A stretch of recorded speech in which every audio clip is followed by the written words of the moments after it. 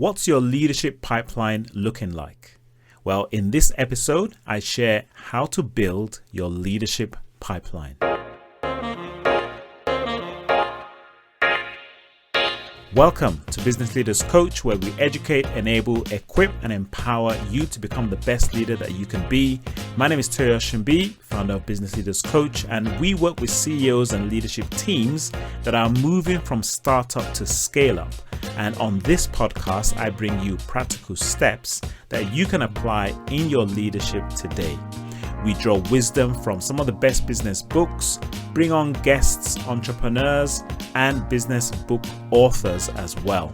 You can go to businessleaderscoach.com/podcast, subscribe so that we can send you content, templates, or tools that come with subsequent episodes. Now, in this episode, I want to talk about how to build your leadership pipeline. You know, one of the most common mistakes organizations make is not putting enough focus on developing leaders, because typically it is usually when things are too late that they realize that they need more leaders. And what I see is a huge emphasis on adding more staff at the lower end without a comprehensive plan to grow the leadership population. Even though we're going through a pandemic, a lot of companies have an aggressive growth plan, but what you're going to find is that most of them are bringing in more people, but perhaps are not equipping their leadership population to be able to be ready to help these people as they join the organization. So it's a trend that I'm seeing, and this happens a lot. And what tends to happen, right, is that they have a lot of great technicians, or what we will call individual contributors, that are key players in the business. So to give you typical examples, these might be great salespeople that have generated a lot of revenue for the business, or it could be that they are individuals that know the technology, they're engineers, or they've built great relationships with customers. And so what happens is now it's time to grow. And so the initial thinking is that, well, we'll just add more people. And when they come, these people will come, hit the ground running. And what I'll do is I'll promote that great salesperson or that engineer into a manager so that he or she can take care of these new people and also pass on that magic touch, right, as we scale, because they did it well. There's some kind of way that they expect them to just transfer that same productivity to the team members. Now, all this sounds good on paper, but in reality, it doesn't work. Why? Well, it's simply because there is a difference between the skill sets in the sales or technical role, what we will call the individual contributor role. And the skill set of being a manager is also different. In episode 35 and 36, we went through the situational leadership, and you'll find that that skill of being able to diagnose, that skill of being able to be flexible, and that skill of being able to partner with your team member and map out what these things are, that's a skill set in itself. And if you haven't listened to those two episodes, it's part 1 and 2 about how to use situational leadership in 6 simple steps, definitely go and listen to that. This is slightly different. This is now how you now take people through the different levels. And if you are a startup going to a scale up, you will find that this is essential to do, not immediately, but at least have the framework in place. Now, the skill sets are different. In fact, Franklin Covey states that there is an 80% difference between the technical role and the manager role. 80%. So when we're asking people to move from a individual contributor role into a manager or leadership role, we are asking them to immediately take on 80% of what they're not doing, right? New skills. So I want to break it down. So in this podcast, I want to share how you can begin to develop the leadership pipeline as you grow your organization.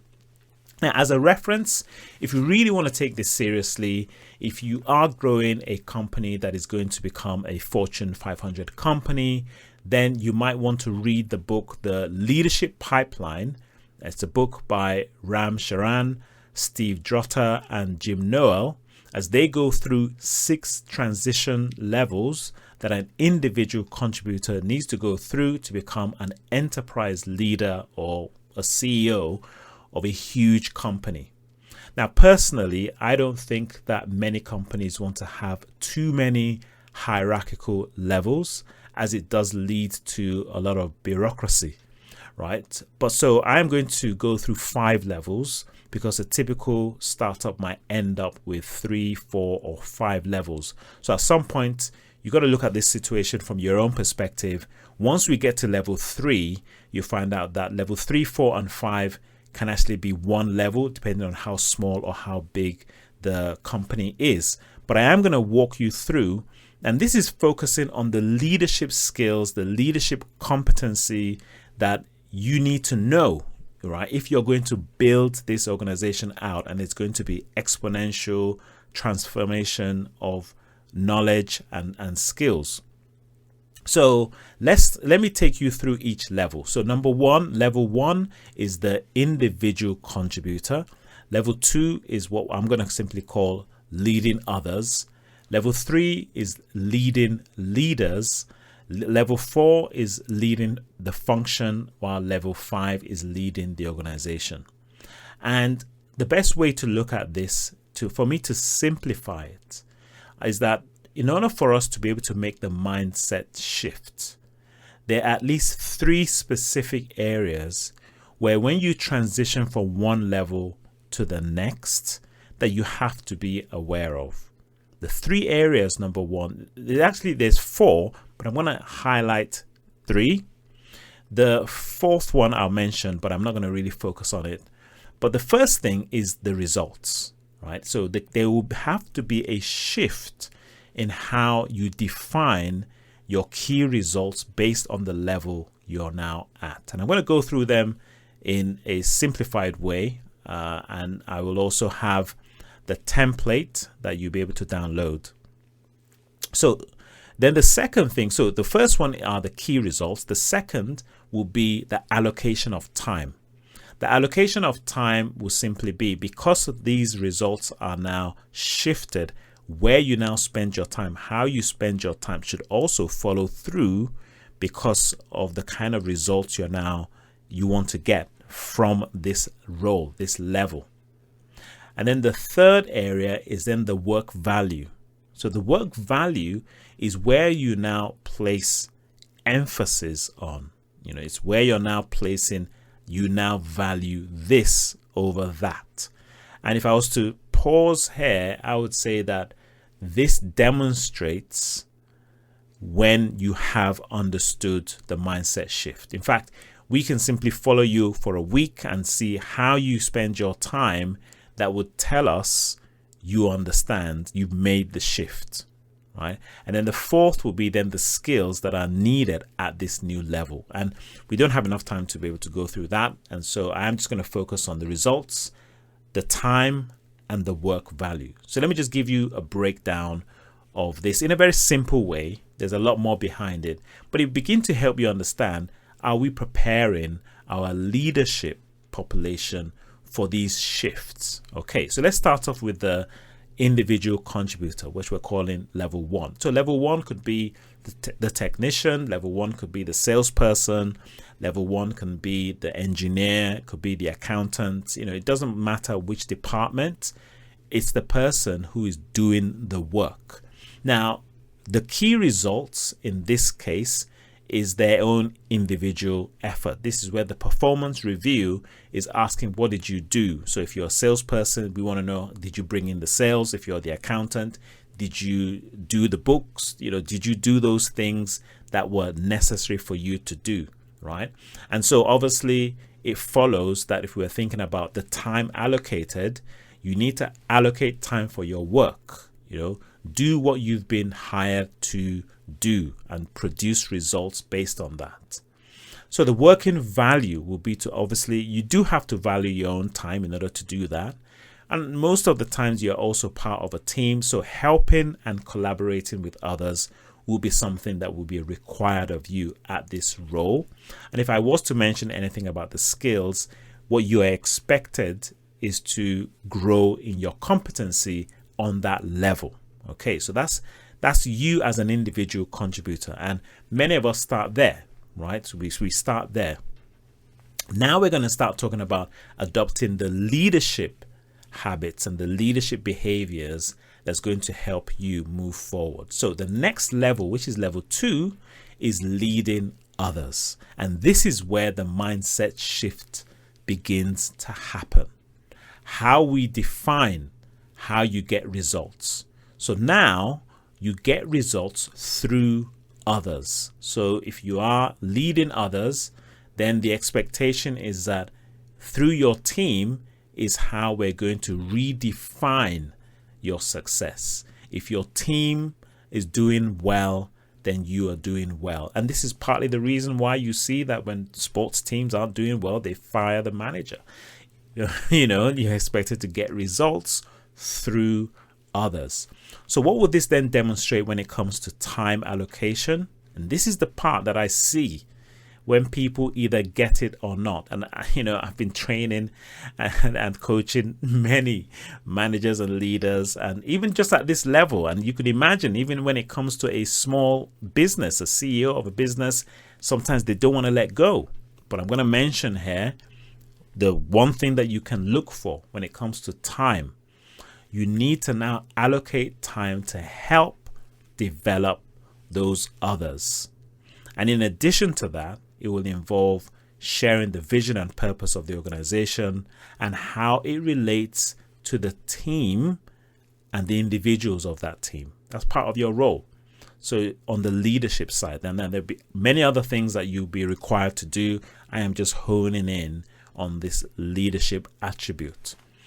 So the working value, so the work value is that you need to now value the fact that your success is through how your team operates. And as long as that is aligned to the overall company and purpose, the company purpose and vision. So the skill sets that you're now going to start adopting are more people skills. And this continues throughout. Leading others, get results through others. That's level 2. Level 3 is then leading leaders. Leading leaders. This is where many people struggle, because if you've been in that leading others role, it is also a really good role because you're working with people, you're helping them be productive, you're coaching them, you're mentoring. This is where, so level 2 is actually where situational leadership really plays a key role, right? But level 3 is then you working with those that are leading others. So now your definition is to get results through the leaders. So your work is based on you allocating time to develop other leaders of others. And this is where, let me just pause here, because some people will hear this and they won't really get it. On the leadership side, your role is to allocate time to develop the leaders of others. And one of the behaviors that is important to demonstrate when you ask questions to this person. Let me give you questions that don't reinforce this mindset. So if a person A is leading a team of, salespeople or engineers, and things aren't being done on time, or money's not coming in as expected, and I ask this person, what are you doing to bring this money in? What are you doing to get the projects done on time? Right? Just that question alone can reinforce the wrong behavior. Typically what happens is this. You see, that person who's leading others, because they've done the job, if they were a salesperson, they will go out and close more deals, because why should my manager be on my back when I can do this myself? You get it? I can do this myself, and so I'll just go and fix it. And it's the same with the engineer or the technician or the IT person. Why aren't these projects being done on time? You know what? I'm going to step in and I'm going to do it. And there will be times where that's needed. Okay, there will be times when that's needed. But if it's the pattern, what the leading leader, the one who's leading leaders, is doing is reinforcing a behavior from the one leading others, that you need to keep going down to level 1 and be an individual contributor. And it's just by those type of questions. So if I ask a different question to the one leading others and I say, how are you helping your team to bring in more deals? Or how are you supporting your team on making sure that these projects are being done on time? What are you doing with person A? Talk to me. How are you helping person B? You get my point? Can you see that just by these questions, I am reinforcing the fact that your role is to get results through your people, not for you to go and do it yourself. And it might be a very simple thing, but from research, we know that even just those type of questions, and in my own experience, I've witnessed this, I've seen it myself, where, wow, I can see why people feel the burden, right? I hear it all the time. Trust me on this. And so so are we preparing our leaders for the next level if we keep reinforcing that? Because what that also says is that when you get to my level, these are the questions that you would ask your leading leaders at level 2. You get it? And that's the reason why many companies end up in this spiral, that they have people with these titles, but they are not really playing their role at that level. I hope this is making sense.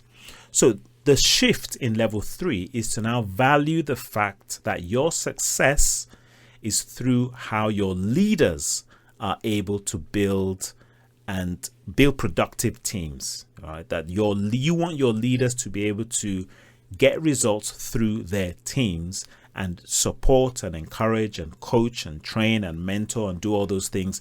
And those are the kind of questions that you need to be asking the ones that are at level 2. So if you're at level 3, I hope this is not confusing you. It's just simply stating what you need to be doing when you are at that leading leaders at level 3. So let's now go to level 4. Typically in an organization, if there is a level 4 and it's not the CEO, then it will most likely be your leading functions, you're leading a department. So let's put it down as that. Now, what's the function here? How do we now determine the results? We're getting results through the function or department, okay? And most likely you would have direct reports that will be leading leaders. So you have level 3s reporting into you, and you now have functions that you are overseeing. And so on the leadership side, now there could be other technical things that you need to know and to do.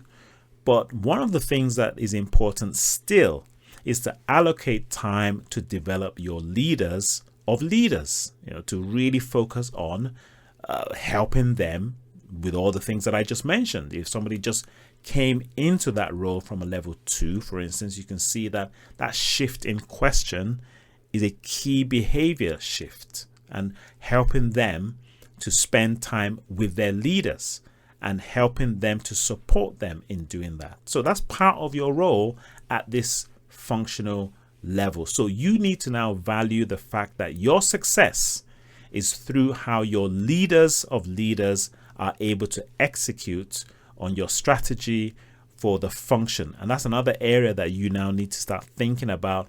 I didn't mention this, but level 3 will also cascade the purpose and vision of the business down to their team leaders, right? And help them understand it in a relatable way. So in level 3, you're going to need to allocate time to develop other leaders. You're going to also share the vision and purpose of the organization with your level 2. And at level 4, you're also now going to be the one to design or maybe help to articulate the strategy for the function that is aligned to the overall organization's strategy. So level 4, you're getting results through your leader of leaders. You're also designing strategy that's aligned to the overall business strategy, and you value your time because success is now defined by you working through your leader of leaders. And then we get to the last level, which I'm calling level 5. You're now leading the organization, so you are getting results through the entire function. It's aligned with the overall business strategy. I think that's quite clear in terms of what's expected of you, the revenue of the whole entire business, customer relationships, building relationships with your stakeholders, investors, etc. But your allocation of time is still key. You also need to allocate time to communicate to your entire organization on a regular basis. That's one area. The other area is to allocate time still to work with your direct reports. And in that capacity, you are still encouraging them. You're still asking them questions around who are they developing? Who are they asking questions to about the cascading down of succession planning?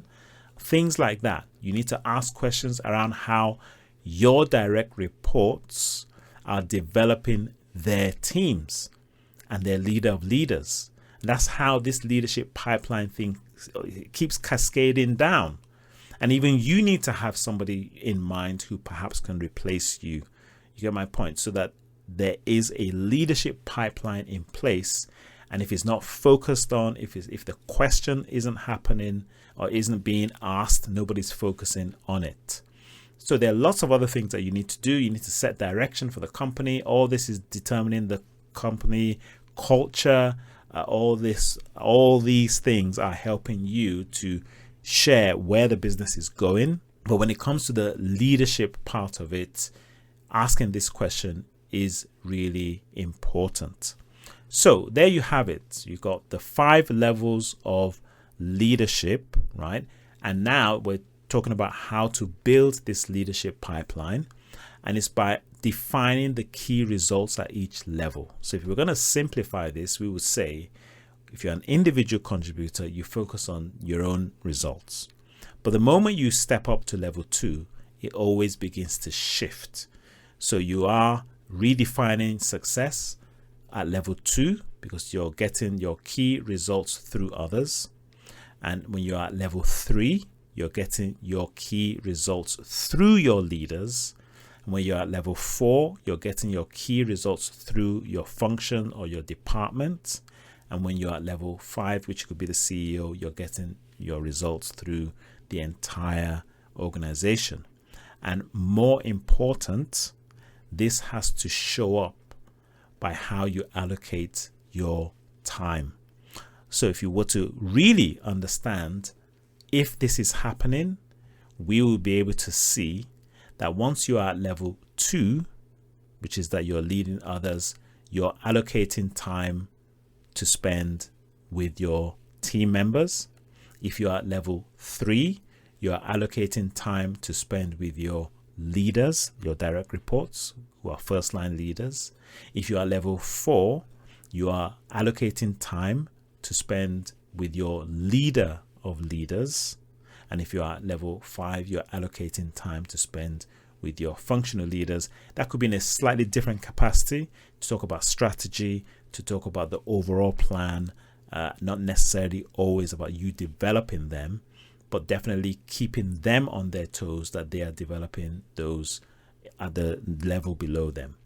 So there you have it, how to build your leadership pipeline following these 5 levels. I have created a template with the 5 levels, so you can go to businessleaderscoach.com/leadership pipeline and you'll be able to download that. So while you're there, why not subscribe as well so that we can send this to you in your inbox on a weekly basis. For now, this is Toyo Shimbi for Business Leaders Coach. Speak to you soon.